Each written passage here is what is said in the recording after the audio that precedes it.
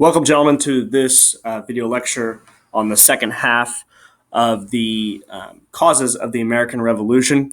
We've talked a lot about kind of the long-term causes, including the end of solitary neglect and the increasing of taxes from 0% to just very small amounts, however significant to the colonists at the time.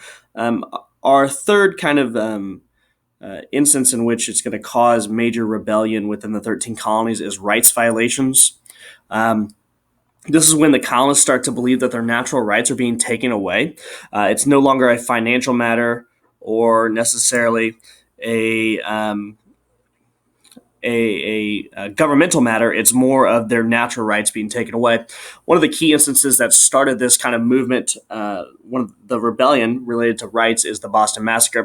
1770, a group of British troops late at night, well, not late at night, relatively early in the evening, but during winter, are positioned in the middle of Boston. They are beginning to be harassed by a group of Boston residents, mostly children.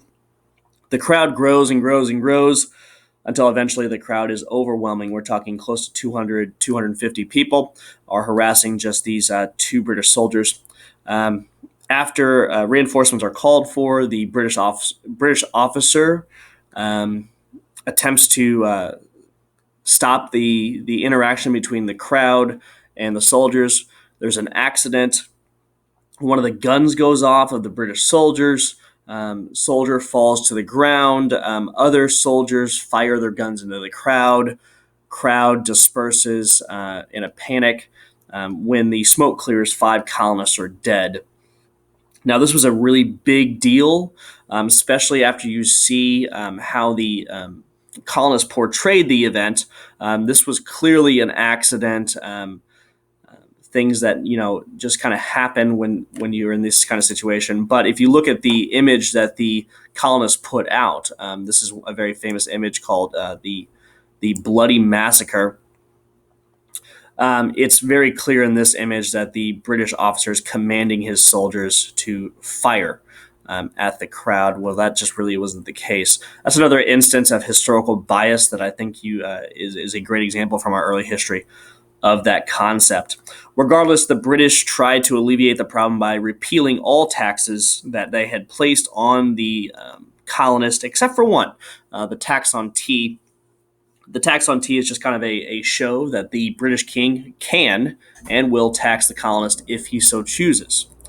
Um, in response to things like the Boston Massacre and the imposing of new taxes, underground resistance groups are going to form, such as the Sons of Liberty, the most famous of them. This Sons of Liberty group are Boston residents who want to kick the British out of the 13 colonies. Some very famous figures lead this group: Samuel Adams and Paul Revere, and they are famous for some of their terror tactics that they use on British soldiers and tax collectors, most famously tar and feathering. I would suggest to you, if you want to learn more about that you look up the series John Adams and look up just the scene tar and feathering to get a good snapshot of what that looks like. The Sons of Liberty are going to organize several demonstrations and protests across the city and across the colony of Massachusetts, the worst of which is going to be considered the Boston Tea Party. 3 ships are going to pull into Boston Harbor loaded with over $1 million in their money of tea. The Sons of Liberty are going to get on those ships and dump all that tea into the harbor in front of a cheering crowd, as you see in this image here. Of course, the British government is not going to be happy about this massive destruction of property, and so they're going to come after the colonists pretty heavy after this. What they do to kind of push back against the colonists is they kind of drop the hammer. The British government has really not dealt with an insurrection like this before, and so they think really the only course of action is more force. And so they pass what we call in the United States the intolerable acts. They were called in Great Britain the coercive acts. To coerce someone means, of course, to force them to do something. But these 3 acts are going to be seen as so terrible that the Boston residents are going to rename them the Intolerable Acts. The first thing, they're going to close the port of Boston. Now, this doesn't necessarily seem like a bad deal, but whenever you look at Boston at the time, about 70% of the population worked in or around the harbor. So all of a sudden, you now have a 70% unemployment rate. In addition, they're going to close down all local government.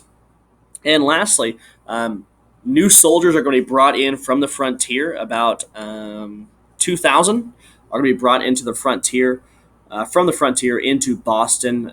And they're going to be required to be housed in the houses of the Boston residents. The colonists don't really like this. They hate it, actually, because now this is an invasion of their privacy. The Sons of Liberty decide to up the ante a little bit. They increase their attacks on British officials and tax collectors. They start stockpiling guns and ammunition. They do more marches and demonstrations. And of course, with every new incident that the British perpetrate within Boston or Massachusetts, then more and more people join the Sons of Liberty. This is going to lead to the first unofficial official meeting of the First Continental Congress. It's an illegal meeting, but they still do it anyway. And they ask the king for help. They write him a letter called the Olive Branch Petition, which asks him to talk to his parliament and try to get some kind of settlement between the colonies and parliament. That is going to fail. But you are going to start seeing the 13 colonies start to unify behind a common mission now, where before they were just all kind of like, whoa, this is a bad deal. We should probably do something about this. But now they're all putting pen to paper, sending out letters as one organized group, and they're starting to pledge their allegiance to each other in this upcoming fight. The British are not going to take too kindly to this stockpiling by the Sons of Liberty. So in 1775, the last straw is going to be committed. The British are going to find out that there's a large stockpile of weapons and ammunition in Concord, Massachusetts, which is approximately 25 miles away from Boston. So in the middle of the night, they march out and go to secure those guns and ammunition. The Sons of Liberty find out about it and assemble what are known as the Minutemen at the small town of Lexington, which is about halfway from Concord to Boston. 75 colonists square up against 800 regular British soldiers.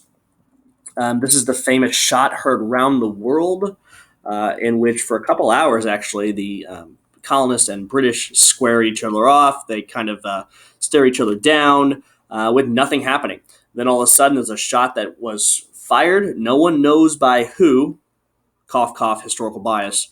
But in the following exchange between both sides, 8 colonists are killed and several more are wounded, and the colonists flee. The British Army continues to move on to Concord, but by the time they get there, all the weapons and ammunition have been moved, and in its place are not a few dozen colonists, but thousands. Thousands of these Minutemen start arriving at Concord, and they start just shooting. They don't even line up and get prepared like the British have been accustomed to. They just start shooting, and they start wounding and killing dozens of British soldiers. The British start marching back, then they start jogging back, and they start sprinting back all the way to Boston. Over the course of the next about 4 or 5 hours, these Minutemen just destroy this British army with very few losses. While the British suffer hundreds of casualties from this attack. This Lexington and Concord is going to be known as the First Battle of the American Revolution. Following that battle, these thousands of Minutemen are going to surround Boston and not let any British soldiers leave. At the same time, that Continental Congress is going to reconvene into the Second Continental Congress, and they're going to write a new document called the Declaration of Independence. With the shots being fired at at Concord and Lexington, they now have what they think is justification to sign this Declaration of Independence. We will look more at that document in the coming days. All right, well, have a great night tonight, and make sure to go ahead and do the quiz that is on this sheet as well. Have a good night.